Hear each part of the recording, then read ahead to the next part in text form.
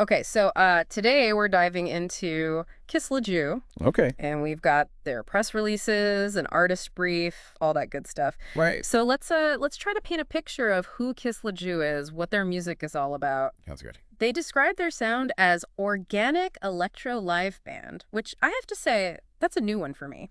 Yeah, it's definitely intriguing. It is. What do you make of that, organic electro live band?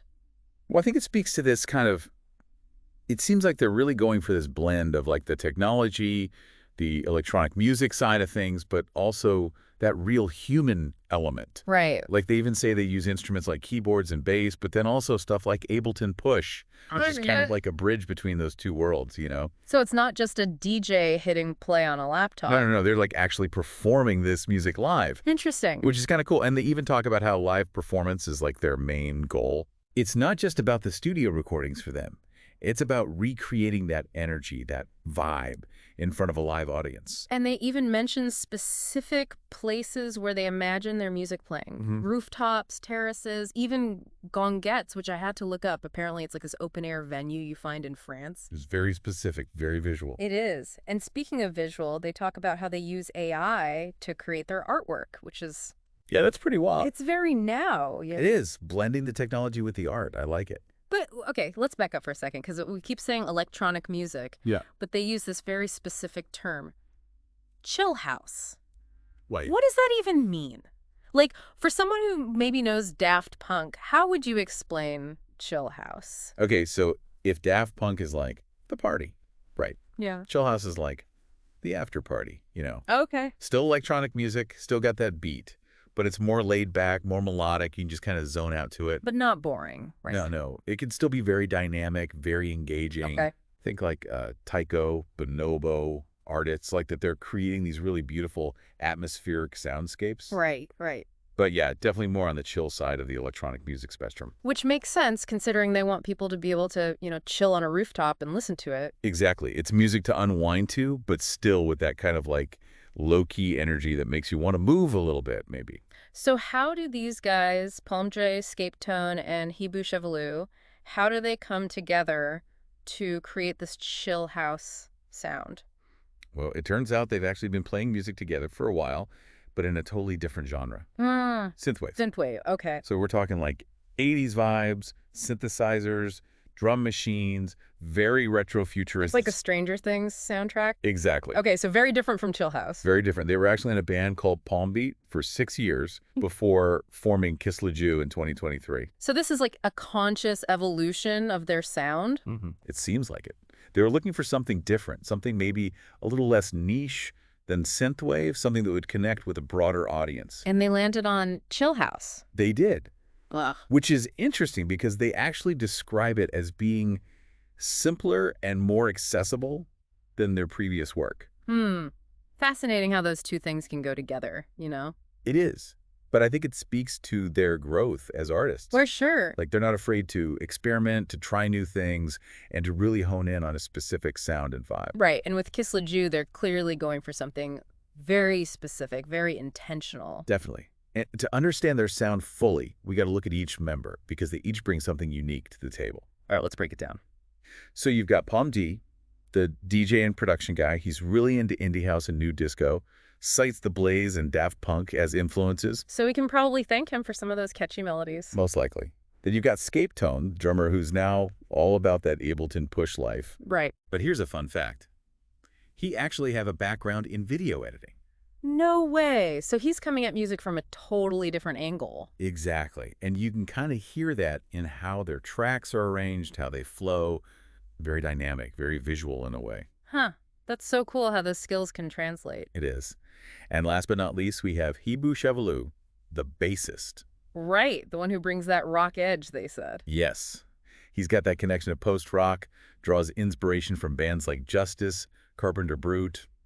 Lots of energy there. So we've got the indie house guy, the video editor turned musician, and the bassist with a rock background. Makes sense that their sound is so hard to pin down. Right. It's like this really cool fusion of different genres, different background. And they've wasted no time in getting that sound out there. They've released 6 tracks in just a year, each one with its own little world. Yeah, they've been busy. It's impressive, actually, the amount of music they've put out in such a short time. It is. And it's not just like cookie cutter stuff either. They're exploring different themes, different moods, even using samples from Greta Thunberg in one of their tracks. How dare you? That one's a trip. Right. I mean, talk about making a statement. You don't usually hear Greta Thunberg sampled in a dance track. You don't. Ooh. But it works surprisingly well. It does. It's like they found this really clever way to blend social commentary with this really infectious, danceable sound. It's like they're saying, yeah, we can have fun, but let's also use this music to say something, to make you think. I like that. And then they've got tracks like Euphoria that deal with artificial intelligence, which is so relevant right now. And they're using AI to create their artwork, too. It's like the whole meta commentary on technology and art. Right. They're living in that world, exploring it from all angles. It's pretty cool, honestly. It is. But they also don't shy away from those more personal, introspective themes either, like in Spleen Break. Oh, yeah, that one's a bit more melancholy, but still so well crafted. Exactly. It's got this real sense of duality, like joy mixed with sadness, excitement with uncertainty.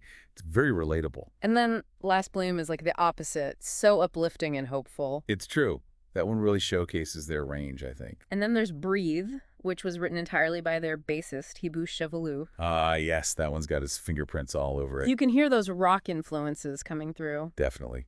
It's a little bit heavier, a little bit more raw, but still with that Kiss La Joue signature sound. Right. It's not like they're abandoning their style, they're just adding another layer to it. Exactly. And speaking of layers, they've also reworked two of their older Palm Beat tracks, Smoke and Got Soul, which is really interesting to hear. Oh, yeah, it's like they're revisiting their roots, but with all this new experience under their belts. Right. They're taking those old ideas and giving them a fresh coat of paint, so to speak. And honestly, they sound incredible. They do. It's really impressive to see how far they've come in such a short amount of time. It really makes you wonder what they'll do next. Right.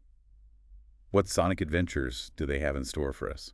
Well, to answer that, I think it's time we dive into the music itself. Let's do it. I'm ready to hear what Kiss La Joue is all about. Wow. Okay, so we've spent some time with Kiss La Joue's music, and I gotta say, they weren't kidding about that whole organic thing. Right. Like it's not just a buzzword for them. They actually walk the walk. They do. And it's so cool to hear how they blend those live instruments with the electronic elements. Like True Peak, the one we were talking about earlier with those summer vibes, that bass line is pure sunshine, but the drums on that track, Oh, yeah. Tell me about it. they sound so real, so alive, you know? It's like they have a real drummer right there in the studio with them, even though we know it's all electronic. Exactly. And it's subtle, but it makes such a huge difference in how the music feels. It's that attention to detail, that understanding of how to bring those two worlds together that really sets them apart, I think. And then they go from True Peak, this super chill, laid-back vibe, to How Dare You, which samples Greta Thunberg. Talk about a curveball, right? Right. And you know what I thought? I thought it was going to be so preachy, but it wasn't at all. No, not at all.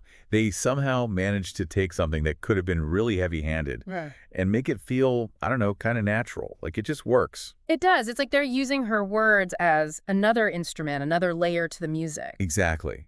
And those driving synths, the pulsating bass line, it all just amplifies the urgency of her message Yeah. without being overwhelming. Yeah, it's like they're inviting you to dance, but also to think about what she's saying, you know? Totally. Okay. And cool. just when you think you have them figured out, they hit you with Euphoria.A.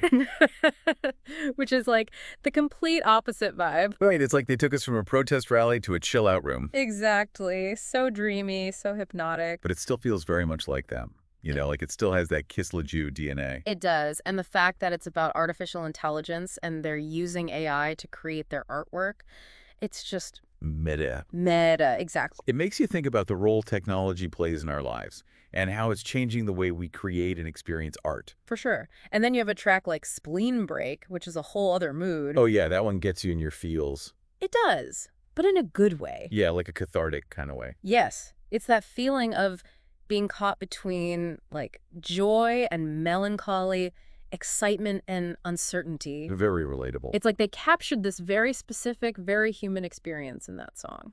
And then Last Bloom, with that gorgeous piano melody, feels like a breath of fresh air after that. Right. Like a reminder that even in the midst of all the chaos, there's still beauty to be found. Exactly. And we can't forget about Breathe, the track composed by their bassist, Hibu Chevalou. Oh, yeah. That one definitely has a different flavor. You can tell he's coming from a rock background, but they blend it so well with their electronic sound. It's like they took those rock influences and filtered them through this very specific lens. Exactly. And the result is something really special. It is. And those reworkings of their Palm Beat tracks, Smoke and Got Soul, wow. Talk about a glow up. Right. They took those original ideas and just like elevated them to a whole new level. It's amazing to hear how much they've grown as artists, even in just a year. It really makes you excited to see what they do next. Speaking of which, they talk in their artist brief about wanting to bring their music to the stage, creating these immersive live experiences. Oh man, can you imagine? I can. Yeah. I can totally picture it. A rooftop venue, city lights twinkling below, their music washing over you, those AI-generated visuals playing on a screen behind them. It would be magical. It's truly magical. And you know what? Based on everything we've heard so far, I have no doubt they could pull it off. Me neither. They seem to have a very clear vision for what they want to create. And that's so important, that vision. It is. It's what separates the good from the great. Exactly. So what can we take away from all of this? What have we learned about Kiss La Joue? Well, I think for me, it's that they're not afraid to experiment, to push boundaries, to blend genres and influences. Right, and to use technology in a way that enhances their music, not overpowers it. Yes. And they're not just making music for the sake of making music. They have something to say. They're using their platform to engage with the world, to make you think, to make you feel. And most importantly, to make you dance. Of course. Gotta have that dance floor energy. Always. It's like they're proving that electronic music can be so much more than just, pushing buttons on a laptop. Right. There's this whole other level of artistry that comes with blending those electronic elements with live instrumentation, with that human touch. And they're not afraid to use technology to do it. Like Scapetone, their drummer, he's using Ableton Push in this really creative way. It's like his instrument now, Yeah, and it's not replacing his skills as a drummer. It's just expanding what he can do. It's giving him a whole new palette of sounds and textures to play with. Totally. And then there's the AI art, which is just... Next level. It is. Yeah. It's one thing to talk about artificial intelligence in your music, but to actually use it to create something tangible. And visually stunning, too. I mean, have you seen some of their album covers? Yeah, they're really striking. It's like they're blurring the lines between art and technology, and I'm here for it. Me too. It makes you wonder what else is possible, Right. Like, what are the limits of creativity in the digital age? And the fact that they're doing all of this independently on their own terms. Yeah, that's huge. It speaks to this whole DIY ethos that's so prevalent in music right now. Like they're not waiting for permission from some big label. They're just going out there and doing it. Exactly. Yeah. And I think that's really inspiring, especially for younger artists who are just starting out. Totally. It's like, if they can do it, why not me? Exactly. And I think that's something we can all take away from Kiss La Joue, this idea that you don't need anyone's permission to create something amazing. Just go for it, right? Just go for it. And who knows, you might even change the world in the process.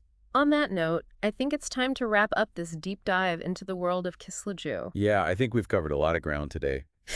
We have. But as always, we want to leave our listeners with something to ponder. A little food for thought, right? Exactly. So, to our listeners out there, we'll leave you with this. What are some of the ways that technology is changing the way we create and experience art? It's a big question, but an important one. It is, and it's one that we'll continue to explore here on The Deep Dive. Until next time. Keep those ears open and those minds curious.